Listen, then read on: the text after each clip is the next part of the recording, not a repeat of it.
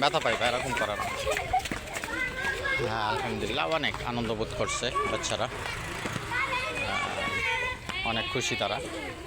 সারাক্ষণ মাদ্রাসার ভিতরে একটা আবদ্ধ পরিবেশে থাকে, যার কারণে তাদের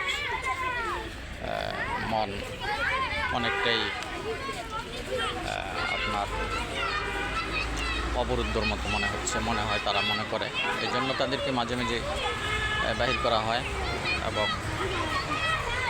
বাহিরে নিয়ে একটু হাঁটাহাঁটি দৌড়াদৌড়ির ব্যবস্থা করা হয়, খেলাধুলার ব্যবস্থা করা হয়।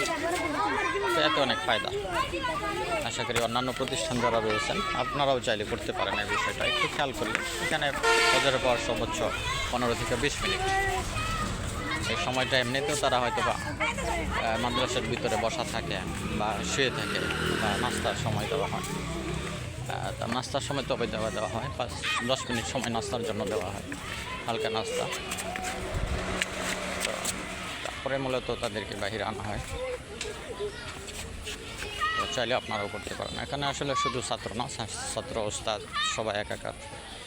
ছাত্ররা ওস্তাদের সাথে খেলছে, ওস্তাদ ছাত্রদের সাথে খেলছে। এই যে একটা সুন্দর বন্ধন, এটাতে ছাত্র ওস্তাদের সবার কাছে একটা আন্তরিকতা তৈরি হয়, সবার সাথে একটা আন্তরিকতা তৈরি হয়। তো সেক্ষেত্রে এটা একটা ভালো দিক, আপনারাও চাইলে করতে পারেন। জি, আসসালামু আলাইকুম।